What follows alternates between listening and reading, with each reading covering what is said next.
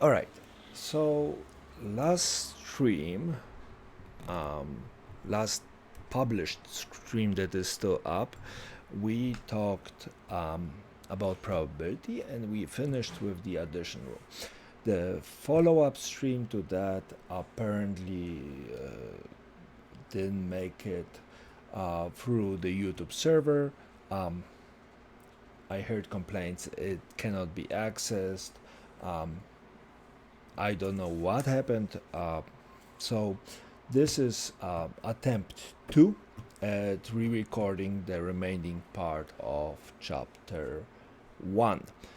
So we finished an addition rule. That was chapter 1, probability part 1. And what we're going to do now is we're going to attempt to expand on probability, and what we're going to follow with is multiplication rule. If you're following with the script I have provided to my students, that is section 1.3. So multiplication rule.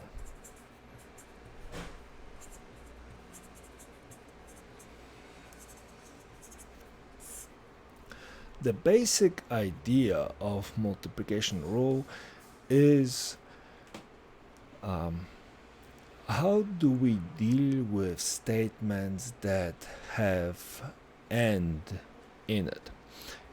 In addition rule, so reminder, addition rule provided us with the following.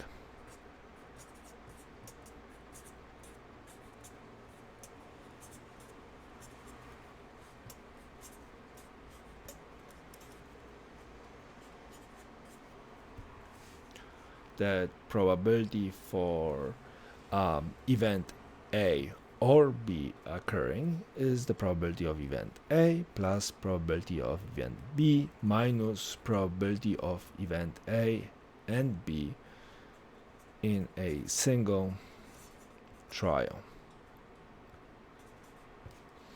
which means that something had the characteristics of A and B. So that was the last thing that we saw.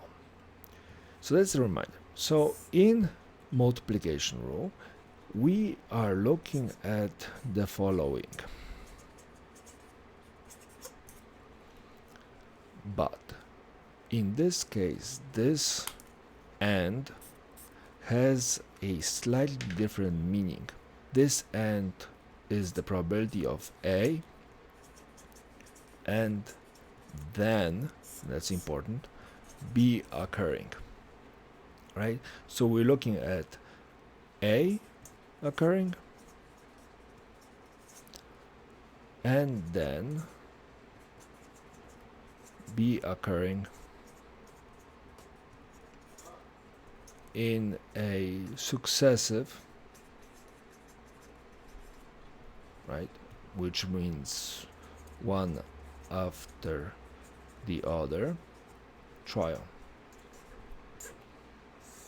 And that's important. All right, so how do we deal with this? Well, to deal with this, we need to consider how we approach A and B. So imagine, let's put some weight on it. So imagine we are considering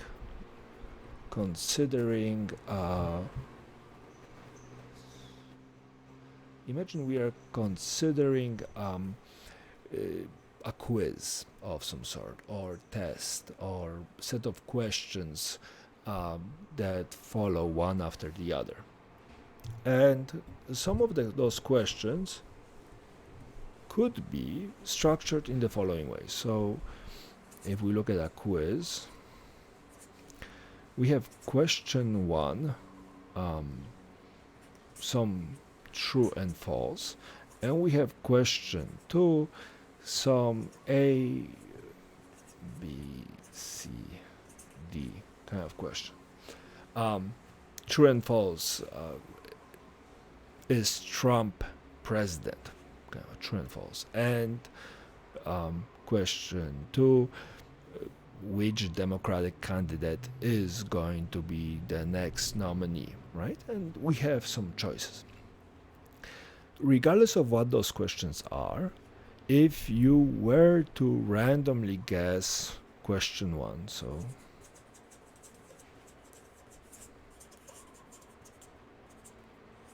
question 1, will that affect the probability of getting question 2 right? If question 1 and question 2 are not related, say one is asking about who's president and the other one is asking about who's going to be the nominee, they are not affecting each other, which means that if you randomly guess question 1, question 2, right? And again, we're going to talk about guessing. Question 2 guess is still 1 out of 4. You have 1 right answer and you have 4 options. So if we're looking at the sample space, which is the collection of all the possibilities, we have a true and false for question number 1, and for question number 2 we have A, B, C, and D, and A, B, C, and D, which if we were to look at all of the possibilities, we would have question 1 true, question 2 B,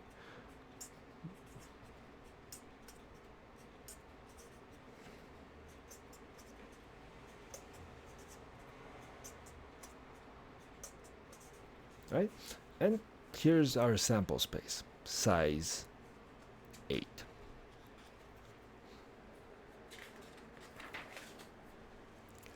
So, what is the probability you're gonna pass this quiz with just guessing? Well, to pass means to get all of it right. Which means what? Well, means guessing question 1 and question 2. Right. Well, if it's a guessing game, one of those is going to be the right answer. Which one? Well, 1 out of how many? Out of 8. So the probability is 1 out of 8. Okay, so this makes sense. Now, if we look at the table from our previous conversation,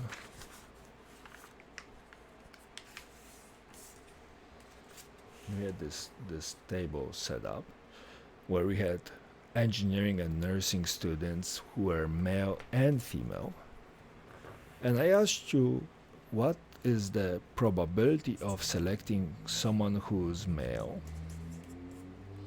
Well, there's 93 males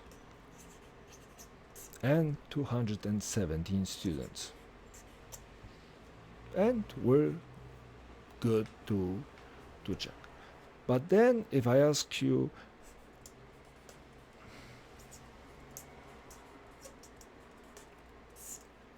probability of somebody who is female, what do we have?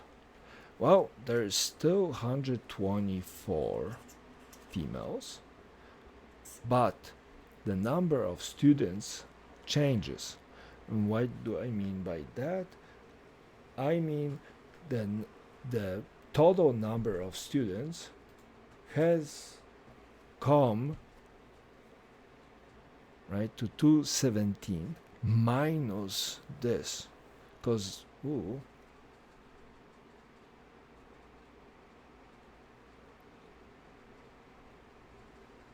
hey, what's going on?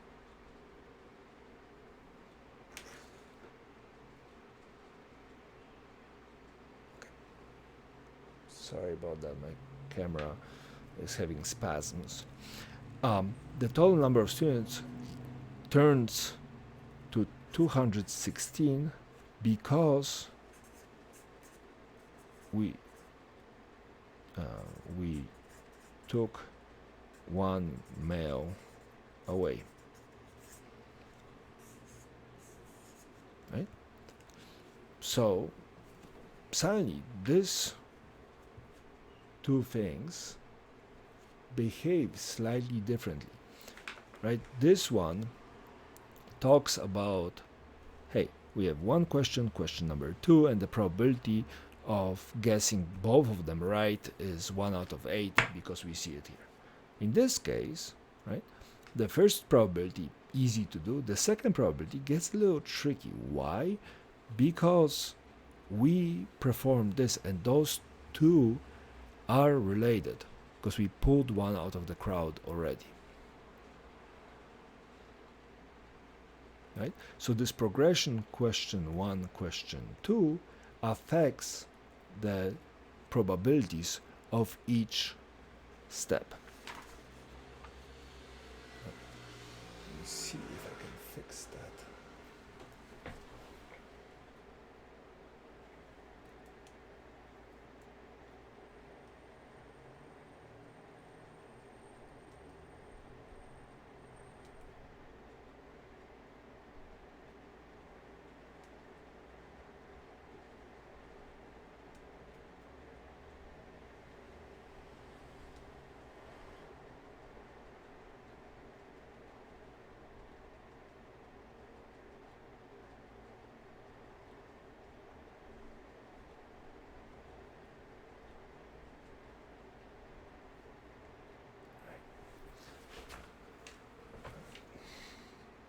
This should prevent it from spasming. Alright, so we realize that the difference between this and this is substantial, at least in theory. So let's explore this a little bit more. And to do that, we're going to look at conditional probability. I got a question asking me where the old videos for probability are among some of the already ones that I posted. And what I did this semester, I switched chapter 1 and chapter 2 with each other. I'm trying to get through the probability part first before I start looking at data. So if you're looking for chapter 1, our chapter 1 questions in the old videos, it's under chapter 2. That might help. Alright, anyways, conditional probability. So the probability of an event happening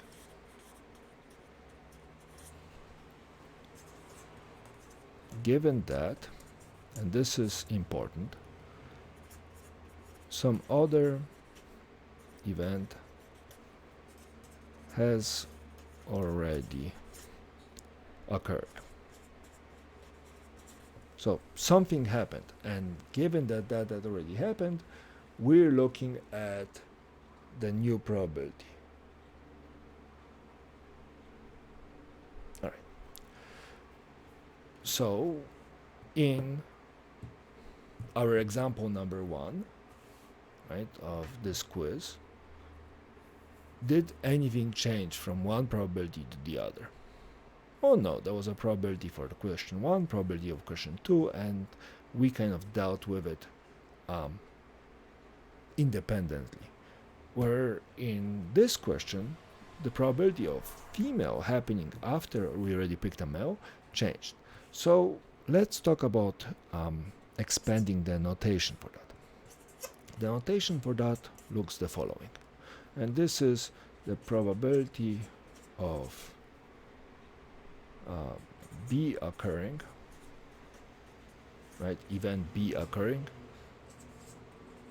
given that event A has already occurred.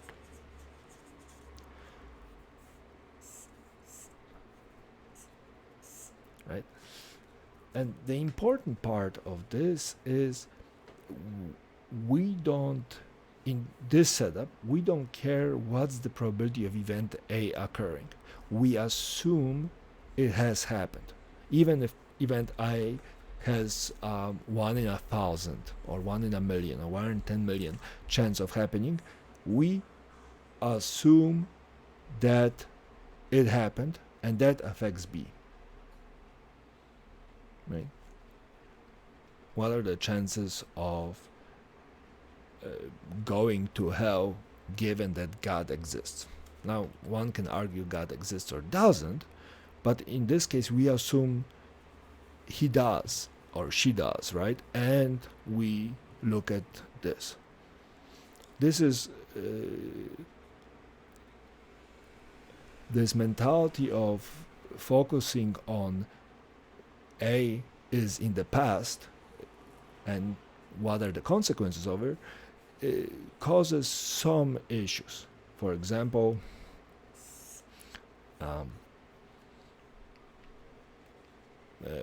what's the probability of, well, Honolulu drowning, right? Given that global warming is happening, right? This is kind of a preparedness type of question. What's the probability of Honolulu drowning in water given that global warming is happening? We are not discussing if global warming is happening, is not, believe not, science not, right? What we are talking about it is what if. This is assumed to be true. What are the consequences here? So, how do we approach it? Well, first of all, we need to develop a language to deal with A and B. And for that, we have the term independent events. And independent events means the following, means that the occurrence of one event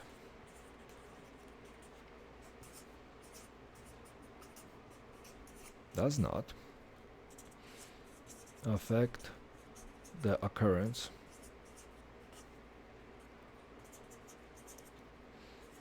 of another, right, or future events, right? So if in this case A is independent of B or B is independent of A happening doesn't influence B, right? It's this quiz question. Those quiz questions are independent, right? Regardless if you pass question 1, question 2 has still the same probability of getting it right. If you fail question 2 and you go back to question 1 is independent of this. Where in this case, it makes a difference if we pick a male first versus a female, because picking one and the other are not independent. They are not independent. They're dependent events, right? One is affecting the other. All right. So, what does this mean? Well, this means that if we have independent, right? If A and B are independent, that means that probability of B happening, given that A already happened, equals to probability of B, right? If we don't care, if we as an event B don't care if A showed up or not in the past, well, then our probability is the way our probability always been. That's probability B, right? So if probability of B, so if A and B are independent, then probability of B is independent of A, which means that we don't care what the probability of A was, or if A even happened, when we're considering B. Just double check something here.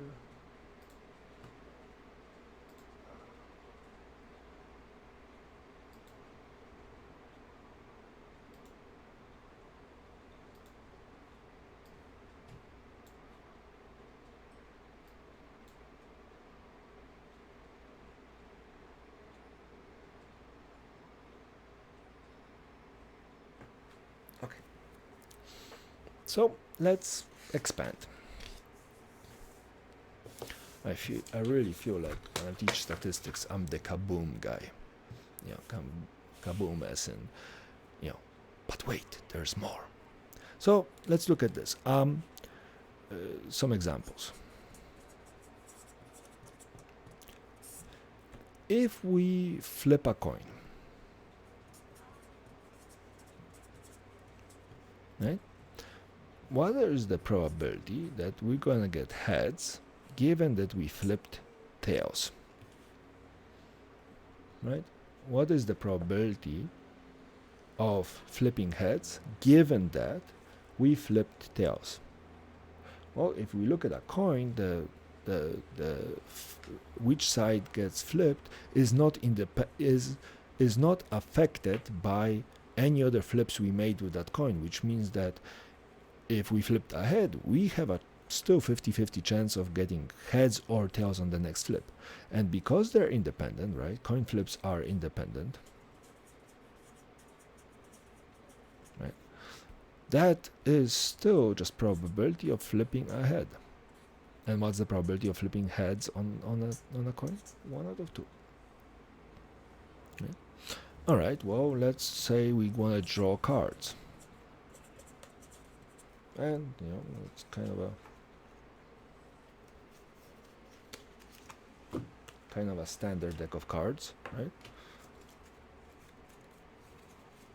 Right, and let's do one example.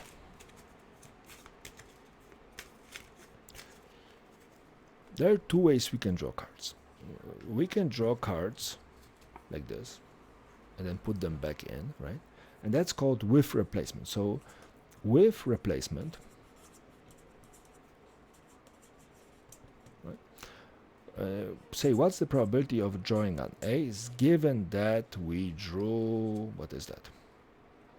A 6 of clubs, right? So I draw a 6 of club, I'm putting the 6 of club back in the deck, right? Completely random. What are the chances this is an ace? How many aces are there in the deck? Well, there's 4 aces. How many cards are in this pile? Well, there's still 52 cards. So that comes out to be 2 out of 52, which comes out 1 out of 13. Oh, we didn't get lucky. All right.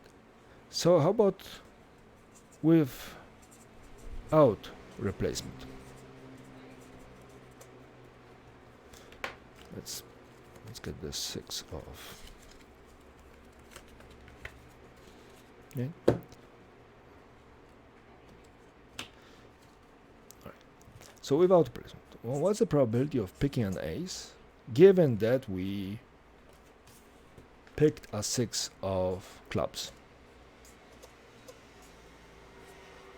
Well, let's see. There's still 4 aces in the deck, but now this little deck is 1 card short. So this deck has only 51 cards, right? Because in case 1 we replaced the card in, those 2 events became independent. There's still 52 cards and it's still a whole deck. But in case number 2, when we did it without replacement, we took the card, we took it out, we holding on to it, and the chances of picking an ace just got better, because now we're drawing from a deck that has 51 cards versus a deck that has 52 cards. Alright, let's do a quick set of more. Well, so what are the more? By the way, I apologize for the low dots. The marker bleeds through. I hope it doesn't look too bad.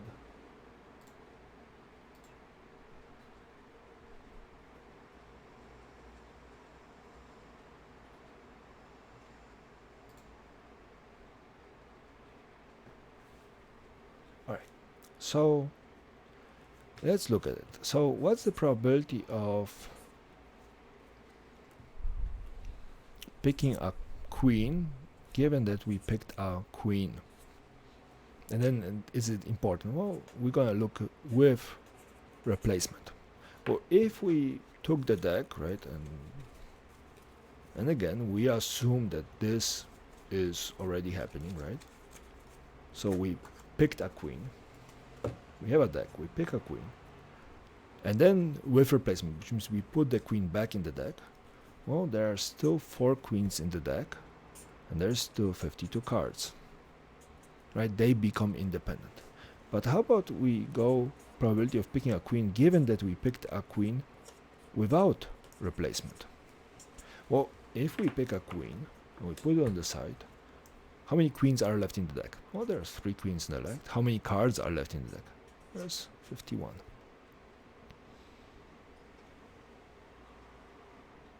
Okay? And this is kind of a cool idea. And unfortunately, independence of events is something that some people struggle with, so it has to make sense in your head. If you run into problems on how to sort it out in such a way that it makes sense to you, you're more than welcome to either message me or post something on the forums, and we're going to figure out a way or an example that actually makes sense to you. So just let's work with that. All right, let's try another one. Let's try one with replacement. And again, probability, we're gonna pick a diamond. Given that we picked what? 7 of diamonds. Well, it's with replacement, so I take my 7 of diamonds and stick it back in the deck. Well, how many diamonds are there in the deck? There's 13 diamonds. How many cards? 52. Because we replaced it. Let's try it again. What's the probability of picking a diamond given that we picked a 7 of diamonds? Well, there's, and this is without replacement. Well, so we picked this. How many diamonds are left in the deck? Well, there's 12. How many cards? 51. Okay, let's try one more. How about what's the probability of picking a heart given that we picked a 7 of diamonds? Again, without replacement. Well, we pick 7 of diamonds. How many hearts are there left? Well, there's 13 hearts still in the deck, but there's only 51 cards. I'm assuming you guys are getting the drift, and we can keep on doing this for a while, and it's fun. And cards are nice, at least for the beginning, because they're countable. You can actually have a physical item in your hand, and you can always count rather than doing some abstract tables. All right. So this is this. All right. So multiplication rule. Well, the multiplication rule looks the following.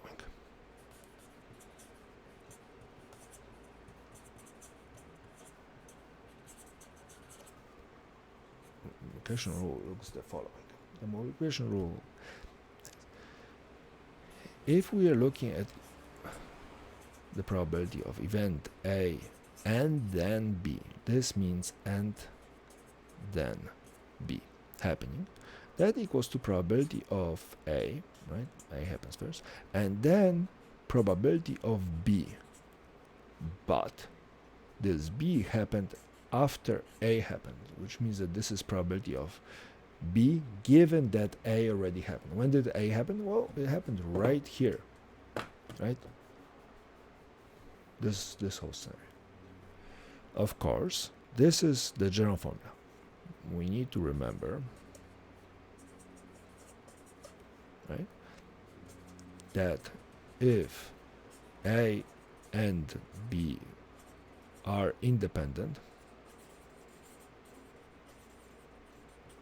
right, then probability of B given that A already happened equals to probability of B, which means our multiplication formula for independent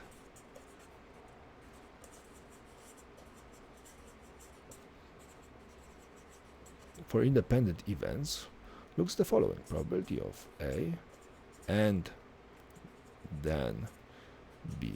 For now I'm going to write and then, but very soon I'm just going to write and assume everybody knows, equals to probability of A and then, right, and then probability of B given that A happened, but they're independent, so we don't care, so we can use the simplification, times probability of B. Most textbooks separate those two formulas. For me, this is the formula to go, and you just need to know about the other stuff. At the end of the script, there's a whole set of formulas that are available to you, and they will be attached to the final exam. So if there's some explanation that those formulas in the back of the script don't have to your liking,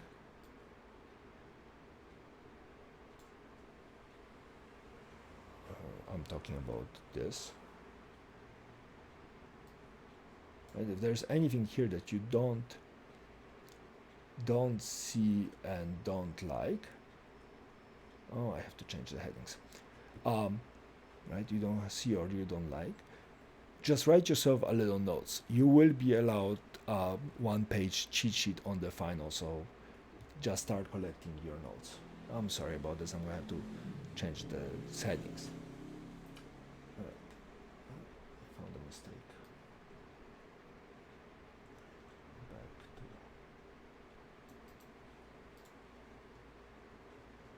multiplication. Okay. Boom. All right. So now, let's do a couple questions that look like the homework questions. The homework questions I'm referring to is question 3, 4, 5. 6 should be easy. Question 6 on homework is exactly that. So let's look, and question 7 is the same. Question 6 and 7 are just this. Just talking about how do you deal with independent and dependent events. So if you're good on independent and dependent events, then question 6 and 7 should be easy. But let's do something about 3, 4, and 5. So question 3, I'm going to modify it. I'm going to say, well, what's the probability? I'm going to say flip coins. Homework says roll a die, but we're going to say flip coins, and I'm going to ask you the following. What's the probability of heads, and then heads, and then tails?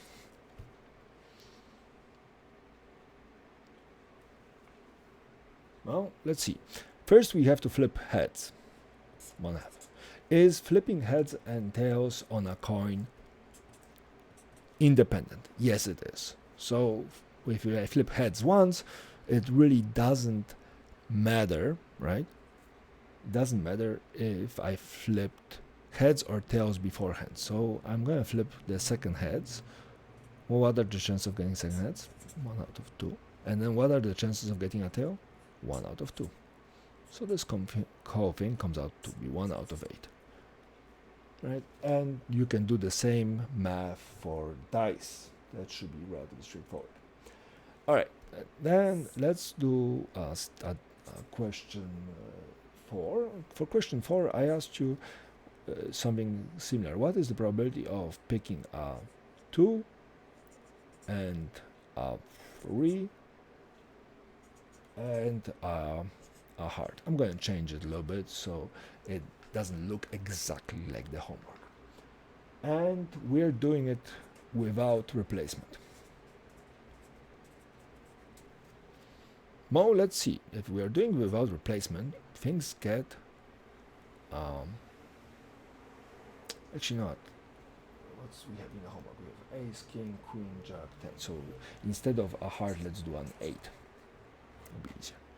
Well, without replacement, there's 4 to in the deck out of 52 cards. And then we pick a 3.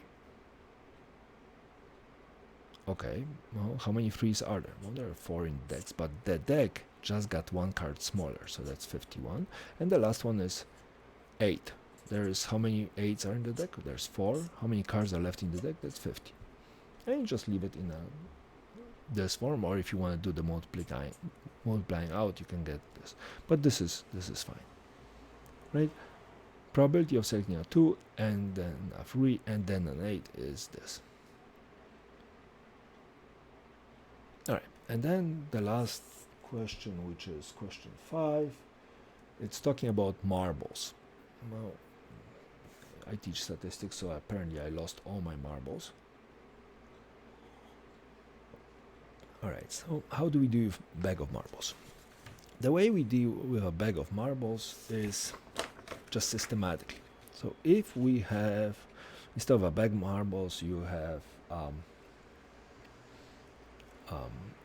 an urn with stones. And let's say this urn with stones contains black stones and white stones.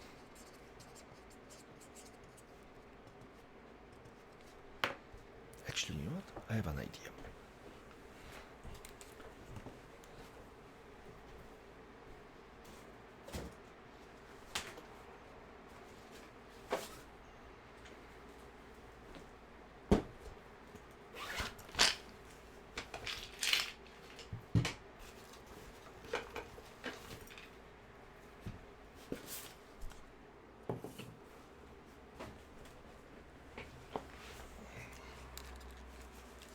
It's YouTube. I can do cool things. So we have our urn, and we have our black and white stones. How many we gonna do?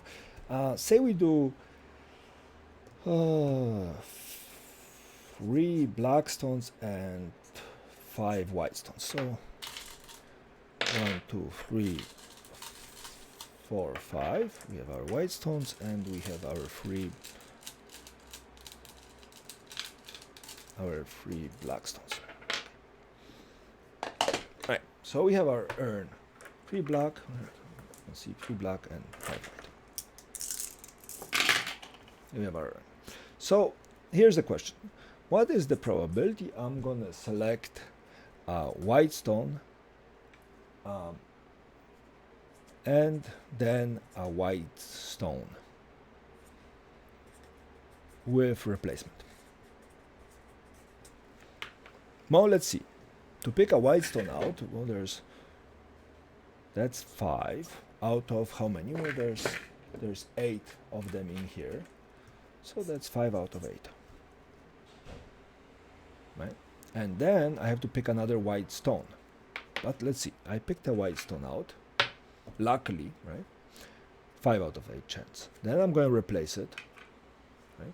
And then I'm going to try to pick a white stone. Well, that's still 5 out of 8. Okay, let's try it again. Probability, I'm going to pick a white stone and then a white stone without replacement. Well, let's see. To pick a white stone out is 5 out of 8 times, well, let's see. I picked a white stone out. And then, what are the chances I'm going to pick a white stone? Well, that's 4 out of 7. Cool. All right, let's try another one. How about picking picking what? Well, let's pick black stone, and then a white stone without replacement. Well, pick a black stone. That's 3 out of 8. And then pick a white stone. Well, there's still 5 white stones, but the number of stones inside is 7. Right? Easy. Okay. Now let's try something a little harder. Let's say we want to pick probability of picking a black stone and a black stone and a white stone and a black stone. Oh my god, this is getting complicated. Well, let's do it slowly. Probability, this is without replacement. Without replacement, well, let's see. We're gonna pick a black stone. What are the chances? Well, there's 3 black stones, so that's 3 out of 8. And then we're gonna pick another black stone. How many black stones are left? 2. How many stones? 7. And then I'm gonna pick a I'm picking black stone. And then I'm gonna pick a white stone, right? So there's 5 of them, so that's 5. Out of how many? Well, there's 6 left. That's 6. And then I'm gonna pick a black stone. And that's 1 out of, right, how many? 5. And that's it. So this is how you do question 5. And you just do it systematically, right? Now here's a great question. What's the probability of picking 5 black stones without replacement from this set?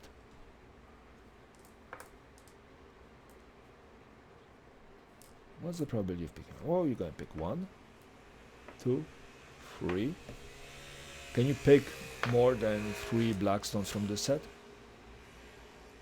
Well, you can't, because there's only 3. There's the possibility of picking more black stones from a set that doesn't have black stones is 0, right? So you just have to be very careful not to get overexcited by this. As long as you're systematic, you're good. Just you have to be systematic. Yeah.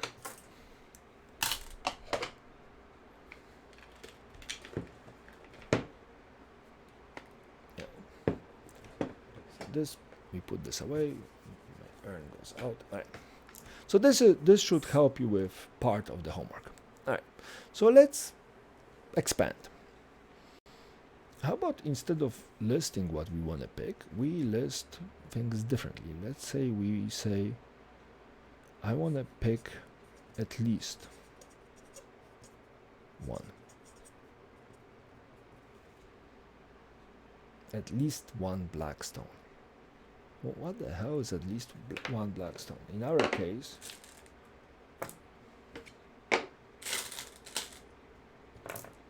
right? In our case, that's harder. Let's see.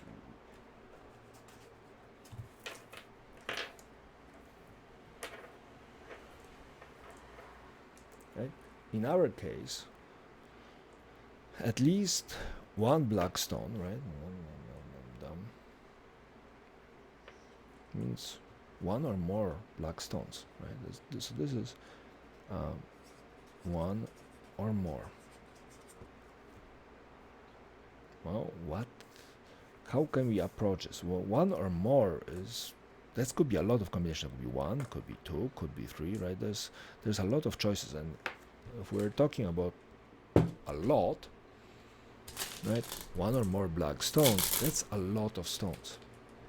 But let's look at the opposite of it, right? If we are looking at the opposite, right? So the opposite of at least 1,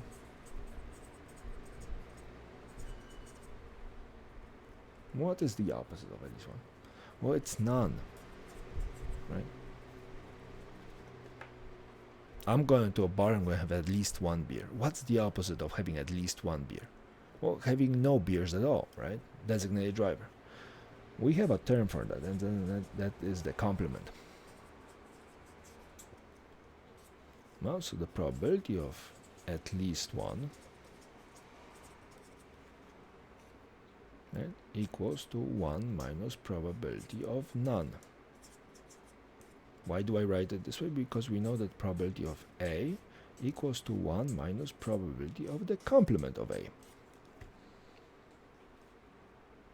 Right? We also know that probability of A plus probability of the complement of A equals 1.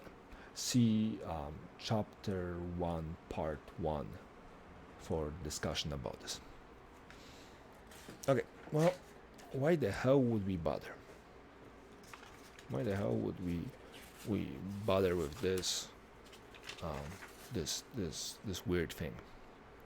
Well, the reason why we would bother with this is the following. Let's say we flip a coin.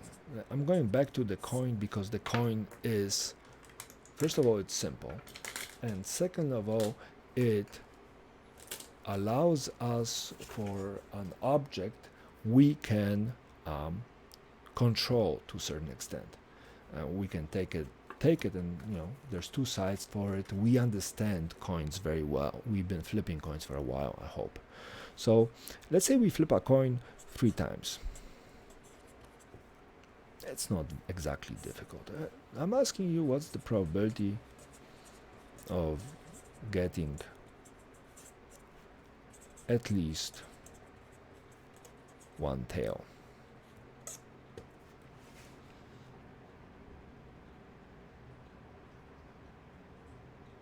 Well, we can do it the old-fashioned way. We could create the sample space. We could create the sample space, and for that we would get, well, head, head, head, head, head, tail, head, tail, head, tail, head, head, tail, tail, head, tail, head, tail, head, tail, tail, and tail, tail, tail.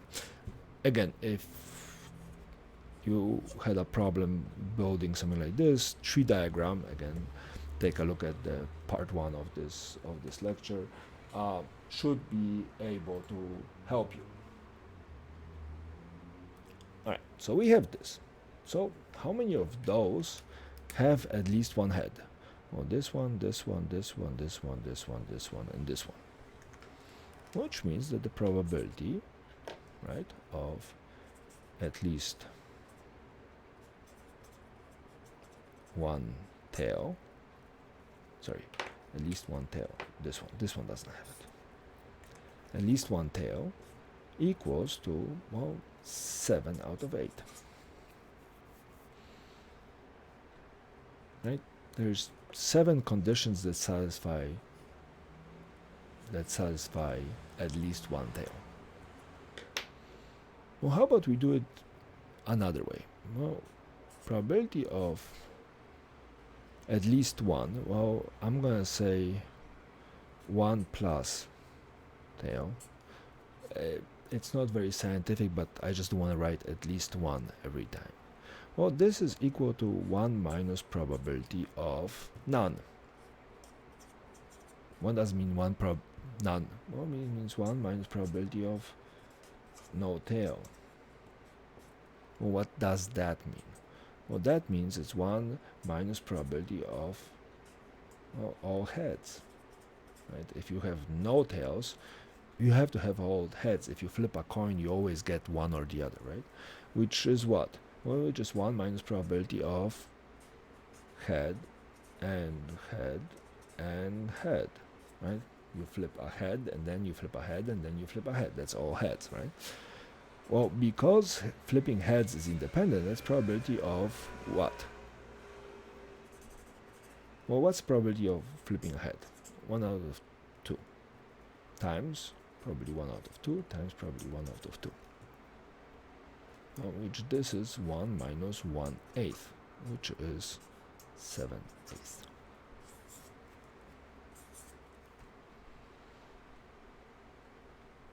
Right? This seems like a really long way to do it. This is much faster. And yes, you're right about that.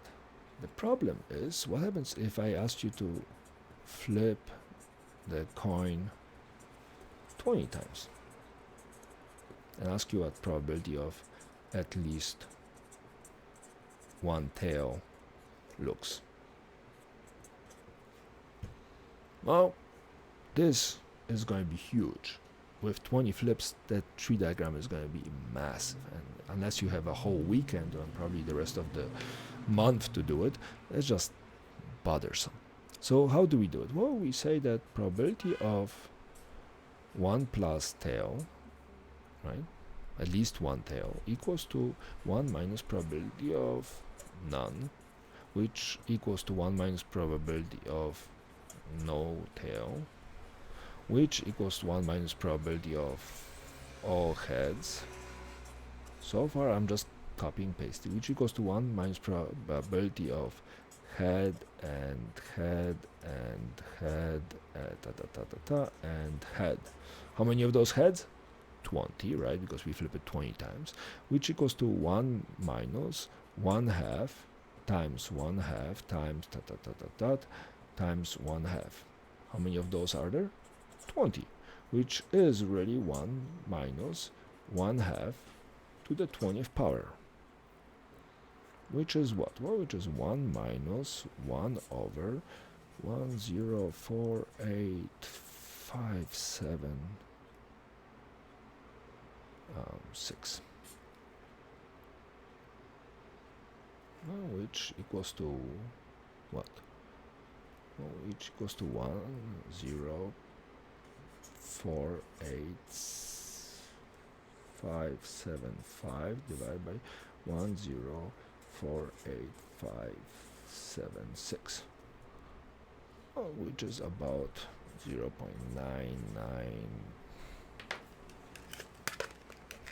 Let's see.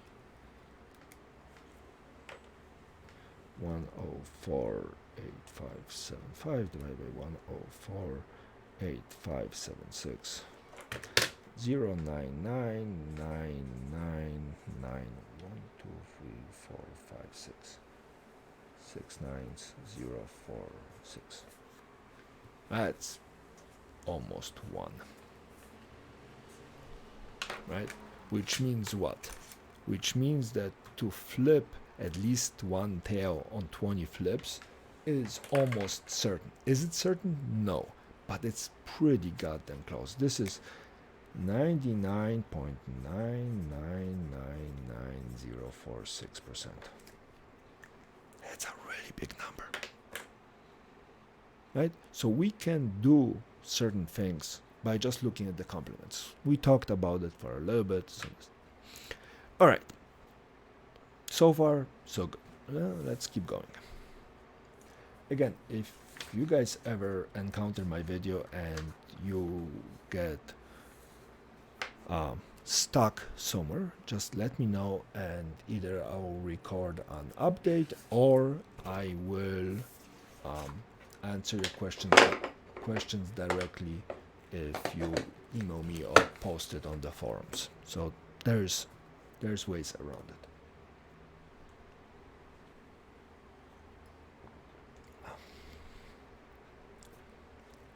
Now, we know that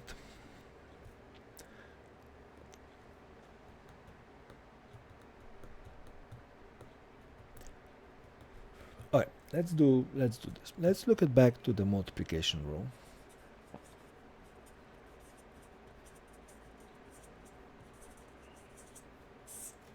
Let's get a new marker.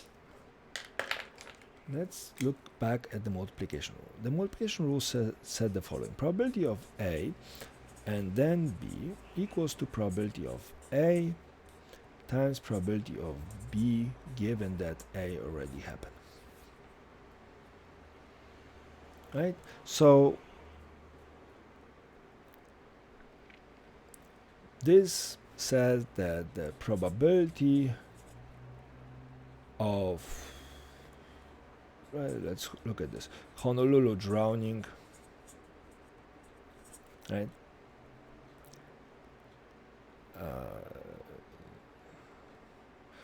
Okay, so let's look at the probability of Honolulu drowning. let's talk about this. So if we consider this, let's consider Honolulu drowning as event B and climate change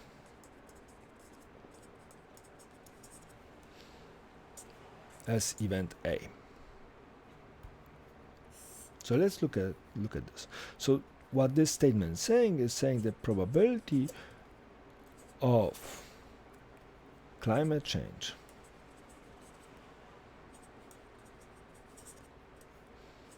and then Honolulu drowning,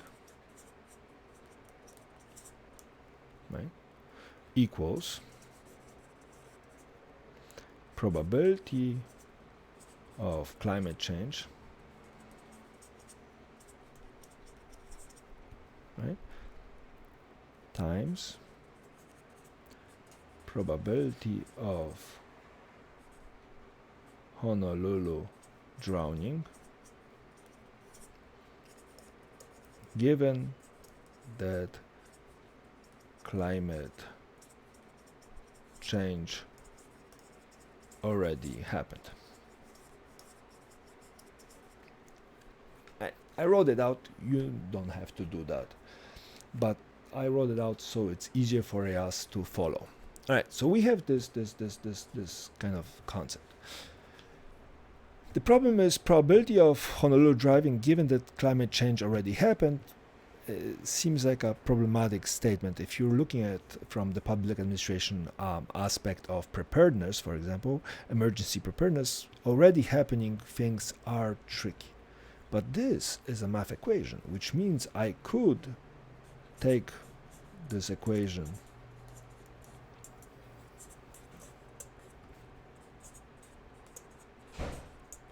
and convert it. What happens if I divide by probability of A? Well, then I get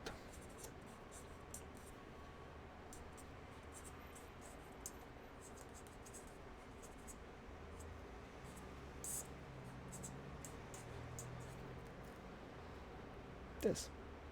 And what is this reading? Well, it says that probability of Honolulu drowning, right, given that climate change occurred,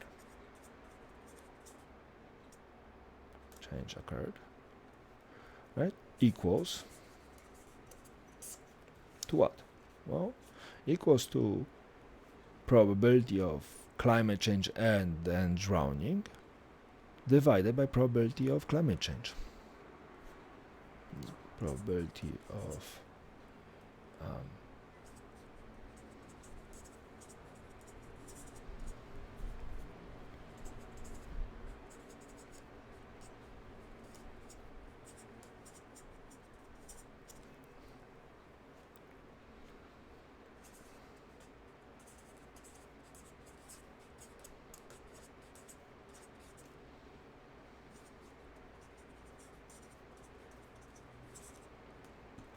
Now, why would we want to do that? Well, here we have this big question of like, hey, first we have to consider probability of climate change and then Honolulu drowning, right? This is a big statement. It has two things to it, right? It has climate change and then Honolulu drowning. That's tricky, and there's the probability of climate change. There's a lot of complication, and in common language and policy reviews, this, although understood by people that understand statistics and math, this is much better because this answers a very specific question. What's the probability of Honolulu drowning given that climate change has occurred? We're not disputing climate change in this statement. We are looking at specifically, are we in danger? Is there a problem? Right? Because Honolulu drowning is an issue. Honolulu is a relatively low placed city. There's at least big chunks of it, like the airport, right? It's surrounded by water, so there's a lot of issues with worry what will happen if there is a sea level rise because of climate change. So this is a great question, and we want to know that, because if we know that this is a very small probability, we are not going to put as much resources on. On the other hand, if this is a very large number, right, that's an issue. All right, so let's look at probability of A and then B, probability of climate change and then Honolulu drowning. We don't have this data. We don't have this data of probability of climate change and then Honolulu drowning. What we do have is we have this information from other cities, other places on the planet where the climate change happened, because the meteorological readings were off the charts for several years, and then they had a disaster event. So we have some model data for this, and then divide by probability of climate change. How sure are we that climate change is happening? Right? This gives us this. So those two values actually we can get. This is historical value, and this is kind of scientific value. And we can do this, which means that we can say, hey, if this model, if A and then B models B pretty well, we can use this to actually get an ability to predict what's the probability of B given that A already happened. We're not going to be using a lot of it in this class, but it's one of those really cool applications of stats. And I'm always happy to have applications for math classes. All right, so let's expand. All right, I'm going to go back to our little table. And our little table is this. So let's take a look at what's the probability of selecting an engineer given that we already picked a female.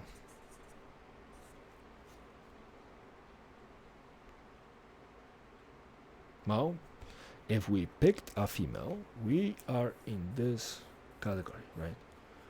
This already happened. So what's the probability of picking an engineer given that we picked a female? Well, we already picked a female, so we're looking only at this column. If we're looking only in this column, there's 124 of them, right? And what's the probability of picking an engineer? Well, there's 17 females who are engineers. We get that.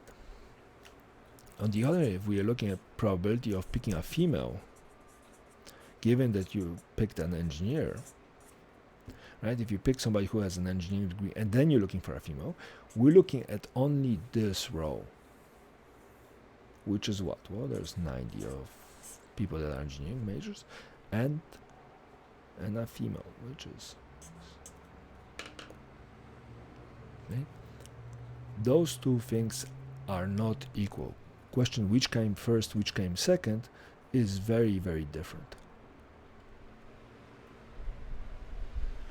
Right? So if we picked an engineer out of the female students, that's 17 out of 124. But if we're picking a female out of the engineering students, then we're picking a 17 out of 90. This is a cool question that shows up in problem number 2 on the homework.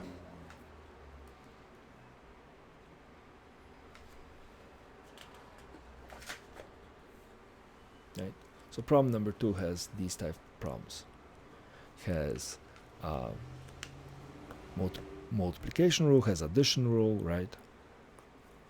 As a reminder, what's the probability of engineer or female? Well, we take all the engineers, 90, all the females, 124, and we remove the double count, which is right here, which is 17. Out of how many? 270. Right, so question 2 deals a lot with this kind of approach of how to read the information. And that should cover multiplication rule. And the last section that is left is counting, and we're going to do counting. I'm just going to make a separate video just for counting. Alright, thanks guys, and I hope to see you soon again.